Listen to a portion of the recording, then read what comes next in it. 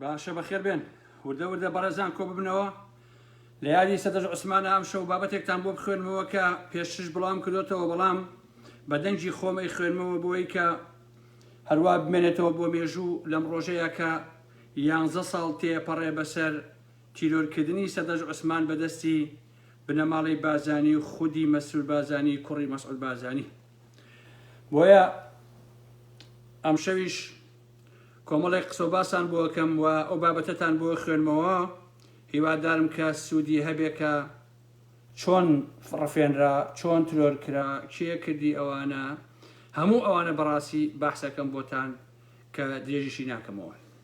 چەند دەقیقەیەشی کەم ئەوەسین تا هەموو ئەو دۆستانە کۆبنەوە بۆی ئاگەیان لە بابەتەکە بێ و ئەگەریش نا ئەتوانن لە دواییە گوێ لێ بگرنەوە لە لایڤەکە بەخێر بێن سەر چاو خۆشەویستان و عەزیزانی من ئیتر ئێمە هەموو ساڵێک بەداخەوە کۆمەڵی یادی ناخۆشمان هەیە یادی کاوە گەرمیانیمان هەیە فەرهاد فەرەجمان هەیە یادی سۆرانی مامە حەمەمان هەیە هی عەبدوستا شەریفمان هەیە هینی هەموو ئەو ترۆرانی کە بنەماڵی بازانی و ئەمانە کردویانە لە مێژووی ئێمەیە هی ئازادی خوازان لەسەر ئەوانە کە بەڕاستی مەجبورین یادیان بکەینەوە با بڵێن یان مەجبورین بەوەی کە هەموو ئەو ساڵ و ڕۆژانە بنەماڵی بازانی تیا ڕسوا بکەین و مێژوو بژێڕینەوە وەکو خۆی من لێرەوە ئەشمەنا و بابەتەکەەوە کە وەکو وتم پێش بڵاو کراوەتەوە بابەتێکی خۆمە کە نووسیمە سەر چۆنیەتی ترۆرکردنی سەدەژ عوسمان و هیوادارم کە بۆ مێژوو هەروە بمێنێتەوە سەرەتا من بۆ پرسیارە دەست پێ یەکەم کە بۆچی نابێ سەدەژ عوسمان لە یاد بکرێت بۆچی نابێت تیرۆرکردنی سەدەژ تیرۆرکردنی تاشێک نییە تیرۆرکردنی تەنها مرۆڤێک نییە بەڵکو تیرۆری سەردەمێکە تیرۆری مێژوویەکە تیرۆری نیشتیمانێکە و تیرۆری گەلێکە ئەوەی بەرامبەر سەدەژ عوسمان کرا بربەریەت بوو وەحشەت بوو بربەریەت و وەحشەتی بنەماڵی بازانی بەڕاستی بۆیە هەرچەندە باسی تیرۆرکردنی سەدەژ عوسمانکەین دیسان ناتوانین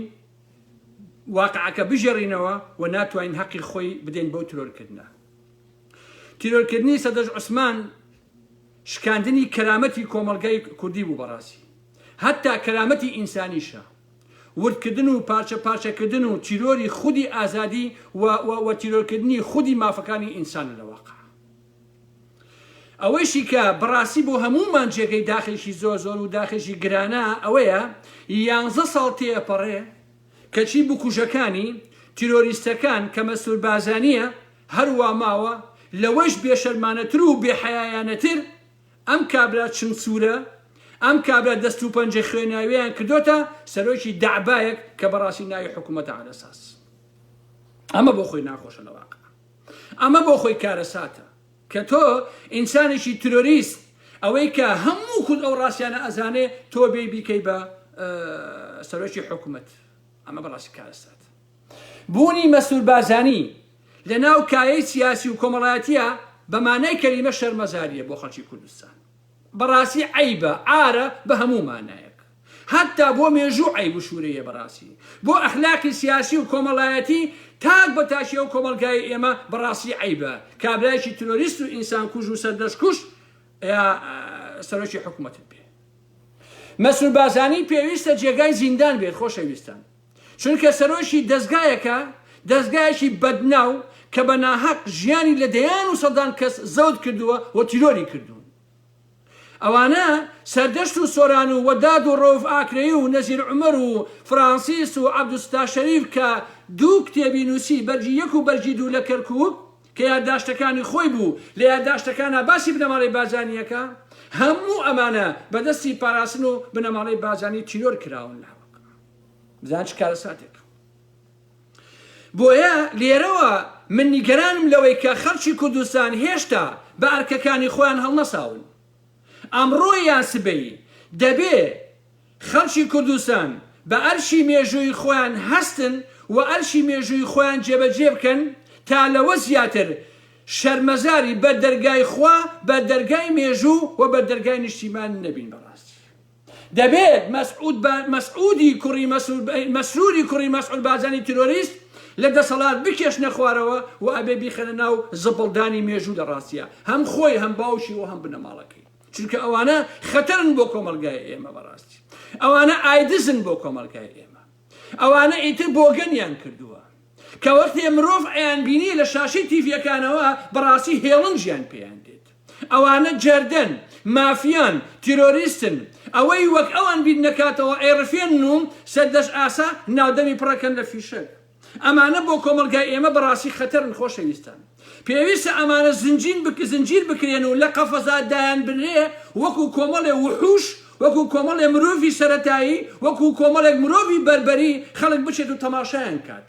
پێویستە ئەوە بن نەک لە بازاڕەکانە بگەڕێن یا سەرۆکی سەردار و حکومەت و ئالەم بابەتە بن ئەوە تا پۆلیس و ئاسایش و دادگا و دادوەر بوونەتە پارێزەری ستەمکاریەکانی بنەماڵەی بازانی عەزیزان و لە ئەرکەکانی خۆیان دوور کەوتونەتەوە ڕەش ئەکەن بە سپی یان ڕاستتر ئەوەیە مەسئول بازانی لە جێگەی دادگا بڕیارەکان ئەدا ئەوانش بێخوێنەوە واژۆیەکەن و کۆتایی پێهێنن باشە دادوەرەکان دادوەری خەڵک نین وە کاری داد ناکەن و ئەم دادوەرانە ئەڵقە لە ژێی بنەماڵەی بازانین و بەعس عەقڵ و بەعسی ڕەفتارن و لای خودا و لای مێژوش ڕوڕەش و شەرمەزارن بەڕاستی ئەوە تا دوای ئەوەی کە دادگای پێداچوونەوەی بنەماڵەی بازانی سزای زیندانی کراوانی بادینانی شێروانی و هاوڕەکانی پەسەند کرد جگە لەم کەسانە کە بە ناهەق 6 ساڵ حکم دراون دەیان کەسی تر لە بادینانە گیراون و ڕوبەڕووی دادگا و سەرکوتکارانەکەی بنەماڵەی بازانی بوونەتەوە کە هەمان دادگای بەعس ئاسایە بەڕاستی بۆیە خەڵکی کوردستان ئازادی خوازان مرۆڤە شەرافەتمەند و ئابڕوودارەکان دەبێ یەکگرتوانە بەرامبەر ئەم بەربەریەتەی بنەماڵەی بازانی ڕابوەست ئەنێوە ئەرکی سەرشانی ئێمە ئەرشێکی دینیژە ئەرشێکی ئەخلاقیە بەڕاستی ئەرشێکی کۆمەڵایەتیە باشە بۆچی ئێمە هەمیشە ئەمانە بیرەخەینەوە بۆ ئەوەی کە هەموو کورد و هەموو مێژوو لە بیری نەچێتەوە کە ئەم بنەماڵەیە چەند دەستەمکارن بەڕاستی لێرەوە ئەشمە ناو چۆنەتی تیرۆرکردنی سەدەر عوسمان چۆن ڕفێرنا بکوژەکان شێبوون هەمووتان بۆ خوێنمەوە خۆشەویستان لەسەر شاشەکە نووسی بۆ بۆتانە خوێنمەوە هیوادارم کە سوودی هەبێت لە ڕۆژی 11/12/2009 سەدەر عوسمان وتارێکی بڵاو کردەوە لە ژێر ناونیشانی من عاشقی کچەکەی بارزانیم هەر لەگەڵ بڵاوبوونەوەی وەک ئاگر لە پوش و بەربێ ئاوا گەورەترین دەنگدانەوەی هەبوو لەگەڵ ئەمەشدا یەکەم جار بوو بنەماڵەی بارزانی نووسینێکی ئاوا ببینن و بەتەواوی تووشی هیستریا بوون کەوتنە خۆیان تا چۆن بتوانن نووسەرەکەی بدۆزنەوە وەک چۆن بنەماڵەی بارزانی بە هەڵە تەفسیریان بۆ کرد وەکو بنەماڵەیەکی داخراوی خێڵەشی و زۆربەی دەروێشەکانیان و کۆرکە نووسەرەکانیان ئەوانەی ئیش و کاریان زبڵ نووسینە بۆ ئەوەی شاباش لە پارتی وەربگرن و قەڵەمەکانیان خستە گەڕ پەلاماری هەموو لایەنەکانیاندا بە تایبەتی نەوشیوا مستەفا و قادری حاجی عەلی ئەم وتارە چی پێوتین خۆشەویستان ڕاستیەکەی ئەو وتارە دوور و نزیک پەیوەندی بە کچی مەسعود بازانی و خۆشەویستی و عەشقەوە نەبوو سەردەست لە خەونیشدا کچی مەسعود بازانی نەبینیوە وتارێکی پڕفەنتازیە بە هەموو بەراعەتی خۆیەوە بەدەسەڵاتی وت حکمڕانی ئاوا ناکرێت سامانی وڵات هەمووی بۆ خۆتانە و ئەوەی لەگەڵتان نەبێ ناتوانێ بژی ئەم باسی چەوسانەوەی چینایەتیەکە باسی جیاوازی ژیانی هاوڵاتیانەکە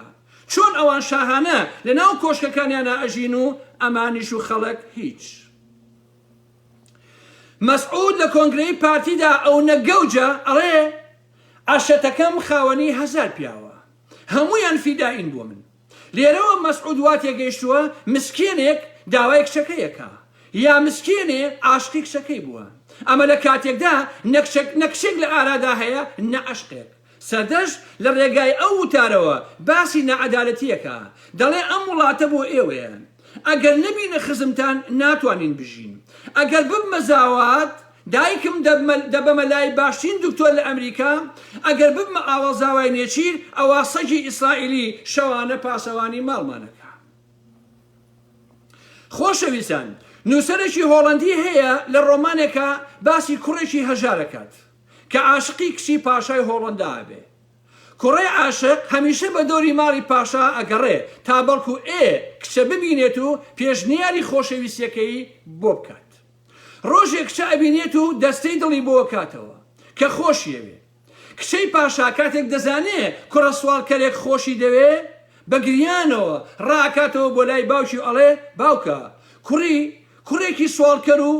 سوالکەر ڕێگای پێگرتوم و ئەڵێ خۆشمەوێی پیاوەکانی بنێرە تاوەکو بیکوژن. ئەویش کچەکەی دادەنێت و پێڵێ کچم ئەگەر ئەوانە خۆشیان ئەوێن بکوژین ئەی ئەوانەی کە ڕکیان لێمانە چیان لێکەین. عەزیزان هوشیاری لێرەدایە بەڕاستی. جا ئێمە پاشای هۆڵندا و عەقڵەکەی لەکوێ بهێنین و چۆن بتوانین لەگەڵ کابرایەکی بێمێشکی خێڵەشی وەکو مەسعود بازانی هاوتای بکەین. پاشای هۆڵندی ئاوا وەڵامی کچەکەی ئەداتەوە کە بەڕاستی کوڕێکی هەژار عاشقی کچەکەی بووە، بەڵام مەسعود بازانی چونکە خێڵەشیە نووسینێکی گوتارێکی فەنتازی وتارێکی خەیاڵی بە مەسەلەی ئابڕووی ئەبینێ. بۆیە هەموو سەرچاوەکانی پاراستن دەکەونە گەڕ بۆ دۆزینەوەی سەردەش عوسمان کە نووسەرەکەی بووە. سەرەتا ئاریان فەرەجی پاراستن شیکاریەکی بۆ نووسینەکە کرد کە گوایە نووسەرەکەی خەڵکی سێمانیە و نەوشوام سەفا لە پشتێتی. ئەو پێی وابوو کورتکراوەی ناوی سەردەش بۆ سەرۆ تەنها فێڵە، بۆیە داوای کرد لە ناو سێمانیدا بۆ نووسەرەکەی بگەڕێن. ئاریان فەرەج باشترین خزمەتی پارتی کرد و دەستی هەبوو لە تیرۆری سەردەشتا. دوایی هەستا لە ژێرناوی خوازرای و بە ناوی ئەڤین عومەر نووسینێکی نووسی لە ژێر ناونیشانی وەڵامێک بۆ نووسەرە جنێوفرۆشەکەی کوردستان پۆست. ئامانجی ئەم وتارە بۆ ئەوە بوو سەردەش بێنێتە قسە، بە تایبەتی کە بە ناوی ژنەوە نووسی بوویم. ئەم وتارە لە کوردستان نێتا بڵاو کرایەوە. دوجار لە ڕێگای کوردستان نێتەوە IP ئەدرسەکەیان دۆزیەوە. شوێنەکە سنتەرێکی ئینتەرنێتی بووە، دڵنیا بوون شوێنەکە نزیکی کۆلیژی ئادابی زانکۆی سەلاحەدینە. ئەمەش تاکتیکێک بوو کە خاوەنی ئەو ئیمێڵە خوێندکاری کۆلیژی ئادابە لە زانکۆی سەلاحەدین. وتارەکەی ئاریانی سیخوڕ وەڵامێک بوو بۆ نووسەرە جنێوفرۆشەکەی کوردستان پۆست لە ڕۆژی 20/12/2009 بڵاو کرایەوە. لەم وتارەدا سەردەش عوسمانی بە ترسنۆک بوودەڵە پیاوی نەوشوام سەفا ناوهێنا بوو. تەحەدایەکە ئەگەر ترسنۆک و نامەرد نییە و ناترسێ باڕووی ڕاستەقینەی خۆی دەربخات. سەردەش عوسمان جگە لەو نووسینە دەیان ئیمێڵی بۆ ڕەوانە ئەکرێ، ئەویش لەبەر ئەوەی زۆر گەنج بوو کەم تەجروبە بوو ئاگاداری درڕندەی ماڵی مەسعود و بنەماڵی بازانی نەبوو بەداخەوە بەدەستی خۆی کەشف کرد. دوجار سەردەش عوسمان لە ڕۆژی 2/1/2010 بە ئاشکرا و بەناوی خۆیەوە وتارێکی نوێی بەناوی نەسەرۆک خوایە نەکچەکەی بڵاو کردەوە. سەردەش ئەم وتارەی بە وێنەی خۆی و ناونیشانی خۆیەوە بڵاو کردەوە. ڕاستە و ڕاست ئەو کارە ئەکا کە خواستی پارتی و بنەماڵی بازانی و پاراستن بوو. ئیتر ئاشکرا بوو کە ئەو نووسەرە ناوی سەردەش عوسمانە و خوێندکاری کۆلیژی ئادابە لە سانکۆی سەلاحەدین. ڕۆژی 20/1/2010 سەردەش زەنگی ئاگادارکردنەوەی ڕاگەیاند کە بەهانایەوە بچن. کەس دەستگای ئاسایش و پۆلیس گوێیان بە هاوارەکەی نەدا. لە سەرەتای مانگی شواری هەمان ساڵە سەردەش لەگەڵ خێڵان بەختیار ناوێکە وتارێکی مشتەرەکیان دژی کۆسەر ڕەسوڵ نووسی. خێڵانیش بە هەمان ئیمێڵی خۆی و بە ناوی خۆی لەگەڵ سەردەش ئەم وتارەیان نووسی. خێڵان پێشتر پارتی بوو، دوای ئەمەش ڕەوانەی ئەوروپا کرا. تا ئێستا ڕوون نییە بۆچی ئەم وتارەیان دوو قۆڵی نووسی. ئایا تەنها بۆ ئەوە بوو بڵێن ئێمە گەنجانێکین دژی یەکێتیشین، یان دەستی پاراستن لە پشت خێڵانەوە هەبوو تا بەیەکەوە ئەو بابەتە بنووسن و پاشان کە سەردەشیان تیرۆر کرد بڵێن کۆسەر ڕەسوڵ بووە. چونکە لێکۆڵینەوە نییە و دەسەڵاتی هەولێر خۆی بکوژە هەموو ئەمانە بە هەڵواساوی ماونێتەوە. دوای ئەم وتارە باشترین هەلدرایە بنەماڵەی بازانی. سەردەش دژی کۆسەد گوتاری نووسیوە. کۆسەد خەڵکی هەولێرە و بە کەسێکی پیاوکوژ ناسراوە دەتوانن سەردەش بکوژن بڵێن کۆسەر ڕەسوڵ. ڕۆژی 3/5/2010 پاراستن دوای مەسەلەکە دەکەوێت. ئەم تیمە هەر یەکە لە سوچێکەوە دوای سەردەش کەوتووە. سیارەی تایبەت ئامادەیە، بەڵام بەڕێکەوت کۆمەڵێک خوێندکاری هاوڕێی ئەگەنە نزیک سەردەشت و قەرەباڵخێبێ لێرەوە کارەکە دوائەخن. ڕۆژی دواتر 4 2010 تیمەکەی پاراستن ئامادە باشیەکە بە ئۆتۆمبیلێکی سپی جۆری ڤان کە دەرگای سلاییدە و لە ئۆتۆمبیلێکی ئامبولانس ئەچێ هێواش لە دووری چەند مەترێکەوە بە تەنیشت شۆستەکەتا بە هێواشی دێنە پێش جگە لە شۆفێرەکە کەسێکی دەستگای پاراستن بۆکردنەوەی دەرگای ئۆتۆمبیلەکە دوو کەسی تر بە هێواشی بە پیادە لە پشتی سەردەشتەوە ئەڕۆن بە دەنگی بەرز قسە ئەکەن و خۆیان وەک خوێندکار پیشانەدەن پیلانەکە ئاوایە ئۆتۆمبیلەکە بە هێواشی دێ تا ئاکاتە جێگایشی گونجاو کە نزیک بێ لە شۆستەکە کەسی ناو ئۆتۆمبیلەکە دەرگا ئاکاتەوە دوو کەسەکەی پشت سەردەشت بە 1 دقە پڕی پیاکەن و بە 2 پاڵ ئەیخەنە ناو سیارەکەەوە کاتژمێر 8 و 15 دقە کاتەکە گونجاوە بێ وەک چۆن پیلانەکە دانرابوو ئاوا سیارەکە تەواو خۆی لە شۆستەکە نزیکەکاتەوە کابرا دەرگا ئەکاتەوە و دوانەکەی دواوەی پڕی پیاکەن و سەردەشت ئەخەنە ناو سیارەکە یەکیان کتێب و پەراوەکانی سەردەشت کۆکاتەوە و تەنها لە ماوەی 3 شرکەدا سەردەشت ئەبەن و ئەڕۆن پۆلیسەکانی بەردەم کۆلیژ ئاگادارە بن دوای تەنها 5 خولەک هەژار عوسمانی برای سەردەشت دەگاتە ئەوێ کاتێک بە پۆلیسەکان ئەڵێ بۆ کاردانەوەتان نەبووە ئەوان ئەڵێن چونکە فەرمانیان پێکراوە لەم هەفتەیەدا تەدەخول لە ڕووداوەکانی دەرەوەی کۆلیژدا نەکەن پارتی جێگایەکی تایبەتی دەبێ لە ناو هەولێر و سەرەتا سەردەشت دەڕفێنە ئەوێ لە ژێر زەمینێکە دایئەنێن هەر لەوێ ساسان عەونی سەردەشت ئەخاتە ژێر قورسترین ئەشکەنجەوە زیاتر لە دەیان پرسیاری لێەکەن چی هاوکاری کردویت چی هانی داویت بۆچی لەسەر ئایلەی بازاین دەنووسی پەیوەندی لەگەڵ نەوشەوان سەفات چۆنە چەند جار نەوشەوان سەفات بینیوە پەیوەندی لەگەڵ قادری حاجی عەلی چۆنە پەیوەندی کوردستان پۆست لەگەڵ نەوشەوان سەفا و قادری حاجی عەلی چۆنە دوایی دەیبەن لە سەری ڕەش لەوێ زۆری ئازارەدەن دوایی بڕیار دەدەن نابێت سەردەشت لە هەرێم بکوژێ دەبێ بیبەنە دەرەوە ئەوە بوو بریانە مووسڵ و لەوێ تیرۆریان کرد چی ئەوەی کرد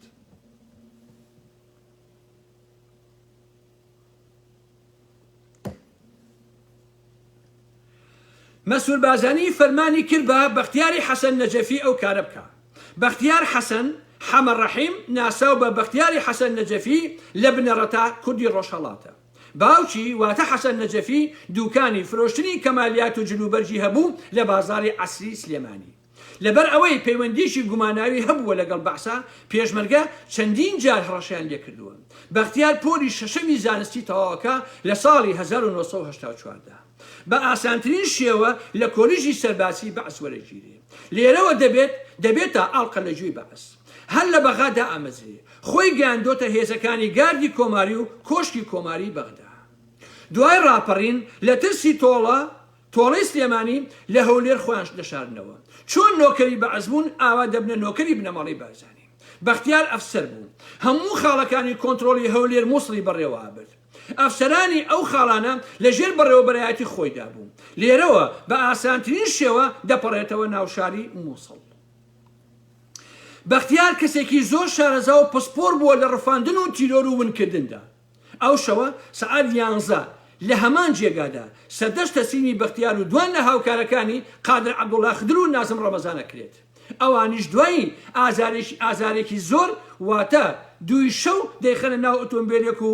بەختیار لە پێشی ئۆتۆمبیلە جام تاریکەکەدا دائەنیشێ لە دوایشەوە هەردوو ئەفسەری ناوبراو بەردەوام قاچیان لەسەر جەستەی سەردەشت ئەبێ لە پێش ئۆتۆمبیلەکەی ئەمانەوە ئۆتۆمبیلێک هەیە و لە دواوێشیان ئۆتۆمبیلێک بەبێ کێشە سەردەشت بەیانی زوو دەبەنە مووسڵ و شەهیدی ئەکەن و لە جێگایەکدا فڕێ دەدەن سەر لە بەیانی 5/5/2010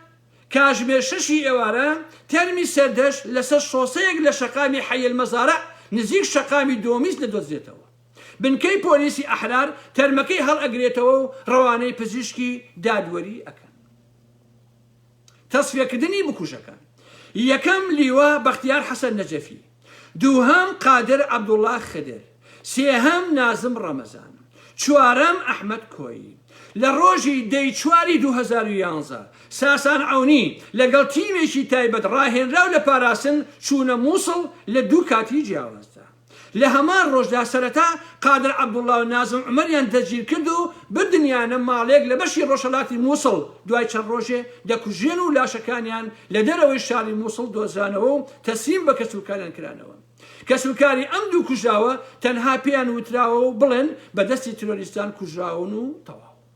هەمان ئەو ڕۆژە لیوا بەختیار حەسەن نەجەفی دەستگیر ئەکرێ بەختیار بێسەر و شوێن مایەوە هەتا ڕۆژی هەژدەی دەی 2011 لاشەکەی بەسەر بڕاوی لە ناو شاری مووسڵ دۆزایەوە چیرۆشی لە ناوبردننی بەختیار و هێشتنەوەی بۆ ماوەیەکی درێژ و دەست بەسەرکردن و پاشان کوشتنی زۆر ئاشکرانیە مەسعود بارزانی خۆی بۆ داپۆشینی کوشتنی بەختیار یەکەم نێراوێکی پاراسن کە زۆر هاوڕێی بەختیار بووە دەنێرێ بۆ لای ژن و مناڵەکانی بە شێوەی سەرخۆشی و هەڕەشەی ژێربەژێر و دڵنەوای و پێدانی پارە کە دەبێ ئیتر بێدەنگ بن و باسی نەکەن ڕێگای دووهم مەسعود بارزانی ڕزگاری برای بەختیار و کەسوکارەکەی بە تایبەت بانگهێشتی کرد بۆ سەری ڕەش و هەمویانی خەڵات کرد لە پای ئازایەتی بەختیار کۆمەڵی وێنەیان گرت و بە ئەنقەست هەندێک لە وێنانەیان بڵاو کردەوە هەرچی ئەحمەد کۆییە لای بنەماڵی بازانی جێگای متمانە بوو بە پێشەوانەی چارەنووسی ئەو سێ کەسەوە ئەمیان نەکوشت وردەوردە دووریان خستەوە و لە جاسووی لە پاراسن و ئێستاش لەگەڵ پارتیەکانە خەریکی کاری بازرگانی و کاری نۆکەری هەر بنەماڵی بازانیە بەڵام پاراستن و جاسووسی ئەوە نیە ئەمە خۆشەویستان ئەو بابەتە بوو کە ساڵی 2008 بڵاوم کردوتەوە و ئێسش بە دەنگی خۆم بۆ ئێوەم خوێندەوە بۆ ئەوەی کە هەمووتان لەو ڕاستیانە تێبکەن ئەمەیە بنەماڵی بازانی دوێنێ شەو بۆیە ناڕەحەت بووم لەوەی کە گۆڕانە ڕسواکەی گردەکەی لقی ناوچەی پارتی لە زەرگەتە و دەباشان و هەموو ئەمانە پێشوازی نێشیرەوان بازانیەکەن نێشیرەوان بازانی ئەگەر ئینسانێکی مەردە ئەگەر نێشیرەوان بازانی ئینسانێکی مەدەنی و مۆدێرنە بۆچی هەڵوێسی نەبوو لەسەر هەموو ئەم تیرۆرانەی کە لە باشووری کوردستان ئاکرێ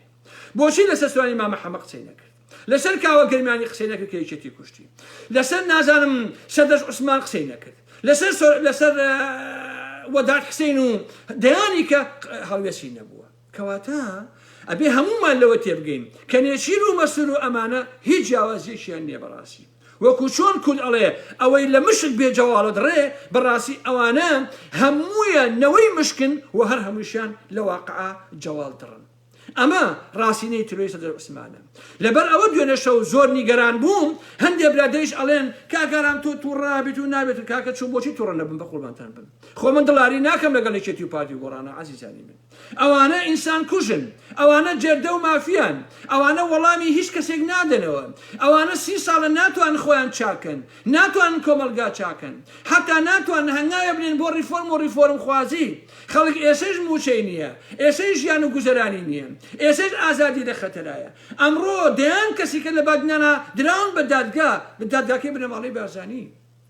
باشە ئالەم هەلوو مەرجەیە کە تاریکایی باڵی بەسەر خەڵکی کوردستانە کێشاوە بەڕاستی ئارام ئەحمەدەکان ناتوانن بێدەنگ بن و نایشتوان بەڕاستی بە ئیحترامەوە قسەکە من ئیحترامی جەلاد ناگرم من ئیحترامی دز و درۆزن ناگرم من ئیحترامی پیاوی مەرد دەگرم خۆشەویستان من ئیحترامی ئینسانی دروست و واقعی ئەگرم تۆ قەت بینیوتانە ئێوە من قسە بە قەسابێ بە بازرگانێ بە توجارێکی شەریف بە دەوڵەمەندێکی شەریف بە ئینسانێکی سوزانم خەڵکی کوردستان بە ئینسانێکی کاسب کرێکارێ زەحمەتکێشێ بڵێم نە من چی قساکەم دژی جەردە و مافیاکان قسەم کردەوە بەڕاستی بۆیە ئەو کەسەی بە ئارام ئەحمەڵێ پێویستە ئارامبی ئەوە پیاوی ئەوانە پێی ناخۆشە کە من مافیا و جەردەکان ڕستواکەم بەڕاستی پێیان ناخۆشە بۆیە یەندان کاکەرم بە احترامی چی بگرم کاکەم کابرا سەردەش ئەبان نادەمی پڕەکە لە گولە تەرمەکەی فڕەیە من چۆن احترامی مەسعود بارزانی بگرم چۆن احترامی مەسعود بارزانی بگرم کاکە یعنی ئێوە ئەو خەڵکانە پێیان وایە ئارام ئەحمەد نازانێت هەواڵی احترام و ڕێز چییە نازانێت تەقدیر و خۆشەویستی چییە نازانێت دۆسایەتی و ئینسانیەت چییە بە هەموو ئەوە نازانم بەڵام ئەوەی کە من هەمیشە وتومە بۆیە من بە توندی قساکەم وە قسەکانم ڕق و تەقا بەرامبەر بەم دەسەڵاتە ستەمکارە لەبەرەوەی بەڕاستی ئەمانە مافیان و جەردەن و ئەمانە گوێ لە کەس ناگرن گوێ ناگرن 30 ساڵ تێپەڕێ ڕۆژ بە ڕۆژ هەنومەرجی کوردستان و خەڵکی کوردستان خراپتر بێ بەڕاستی کۆمەلگا پڕ بۆ لە فەسادی ئیداری پڕ بۆ لە فەسادی ئەخلاقی بەدەیان تیڤیان کردەوە بنەماڵی بازانی بۆ بێڕۆژکردنی کۆمەلگا بەڕاستی بڕۆ سێری لەش فرۆشیکە بڕۆ سێری خۆدەرخستنی کچانکە بڕۆ سێری ئەو هەموو تیڤیە کە بە پارەی دزی بنەماڵی بازانی خوانی پیشانی خەڵکەدەن بڕۆ سێریکەن بزانن کۆمەلگا چی دیاتۆ عەزیزە باشە برامتمانەی بە برانەماوە خۆشەویستە باشە خەڵک ئامادەیە خۆشی ئەفرۆشە لە پێناوی پارەیانەوە کۆمەلگای ئێمەیان بەم دەردە بردووە تۆ لە بەرامبەر ئەمانە ناتوانانی بەڕاستی ئارام بیت ناتوانانی سەنگین بیت ئینسان من حتا عزیزان من هەمیشە وتومە من ڕەخنە لە پارتی و یەکێتی و گۆڕان و ئەوانە ناگرم من شەڕم لەگەڵی ئەمانە هەیە بەڕاستی ڕەخنە جیاوازە ڕەخنە ئەتەکێتێکی هەیە ڕەخنە بێت نوێ لە ئاکادمی بێ ڕەخنە ئەبێ ڕەخنەی دروست بێ ڕەخنەی ئەدەبی بێ سیاسی بێ هونەری بێ ئەمانە جیاوازە بەڕاستی من ئەگەر ڕەخنە دۆستێکم بگرم ئەتوانم ڕەخنە دۆستێکم بگرم بەڕاستی لە ناوێکێتیە لە ناو گۆڕان لە نەخەڵکە دۆست وشتم هەیە بۆ نمونە ڕەخنەشیان لێگرم بەڵام احترامیان نەگرم باشە بەڵام من احترامی جەلاد ناگرم بەڕاستی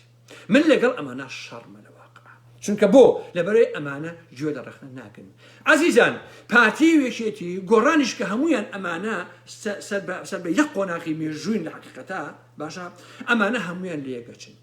ئەمانە هەر مێژویان وا بۆ لە ڕاستیە ئەمانە ئەوە نەبوون بڵێ وەڵا لە شاخا کۆمەڵی ئینسانی شەریف بوون و بنەماڵەی بازانی و فلان و فیسار و ئانەم بابەتانە ئەمانە خەڵکانی شەریف بوون و شۆڕژێر بوون ئەوە بوون و دوای هاتوتە کوردستان هاتوتەوە شار دوای ڕاپەڕین و هەڵخلیسکان و تووشی گەندەڵی و ئانەم بابەتانە بوون نە ئەمانە شاخیشە هەروە بوون خۆشەویستان لە شاخیشە بەڕاستی ئەمانە هەروە بوون عزیزانی من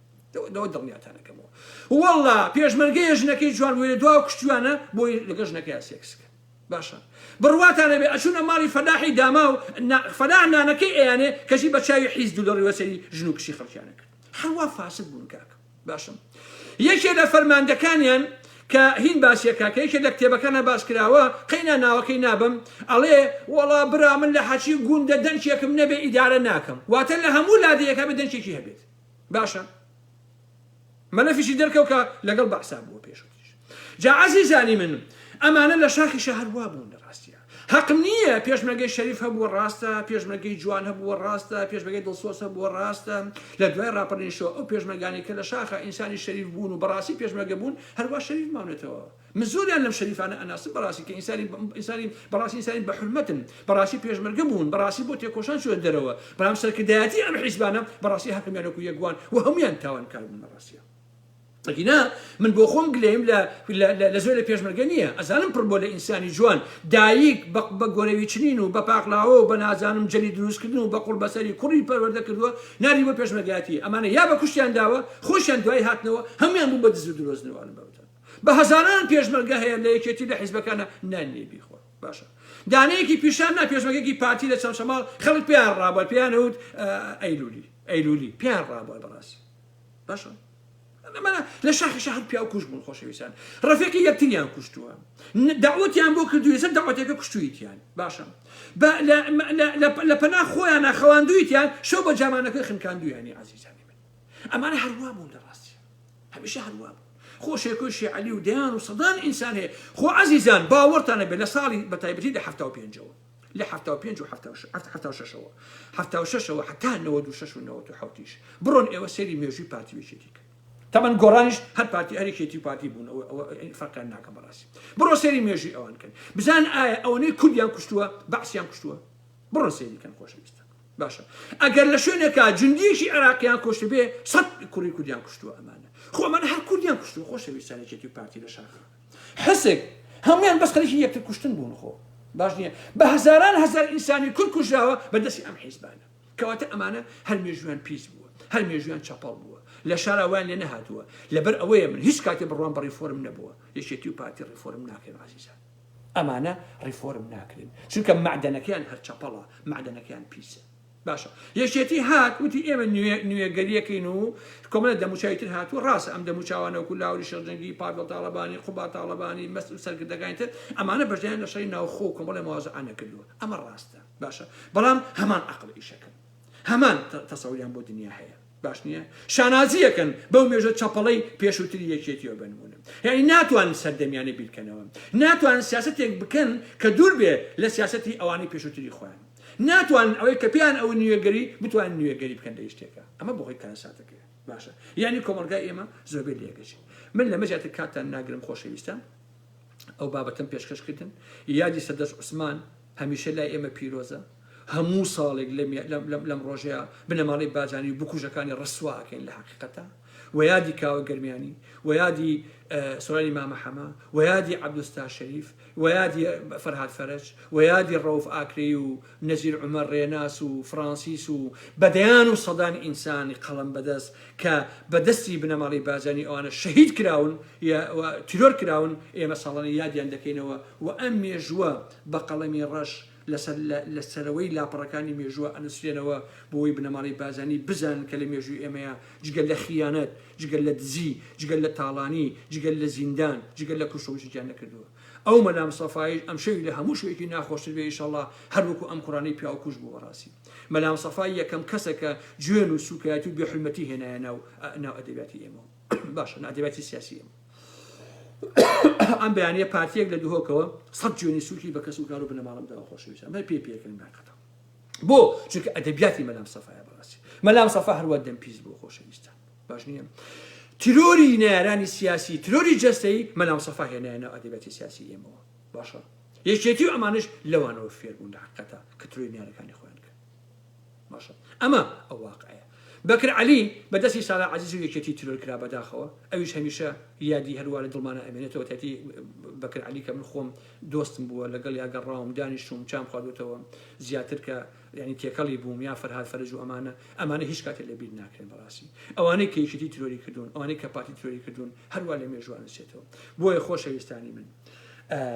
ئەرشی ئێمە ئەوەیە بەرەی ناڕازی دەوری کۆپینەوە خۆشەویستان بەخڕێ ئەو مەچن دووسێک کەس خوانە فرۆشن بە پارتی بەیەکێتی ئالەم بابەتانە ئەوەنە بڕواتانە بێ بە هەزاران یەکێتی هەیە ناڕازیە بە هەزاران پارتیش هەیە هەر ناڕازیە لە دەسەڵاتە وامەزان ئەوەی کە دانیش یەکێتی و تیکێنانی هەیە لە شوێنەکە یا معاشێکی تێڵێ ئەڵێ یەکێتی ئەمەتە لە ژێرەوە هەمووی دژی یەکێتیە باوەڕتانە بێ بڕواتانە بێ لە 100 یەکێتیە دڵنیا بن کە 80 ناڕزاتی هەیە بەرامبەر بە حیزبەکەی خۆشی بەرامبەر بە سەرکردایەتی حیزبەکەی خۆشی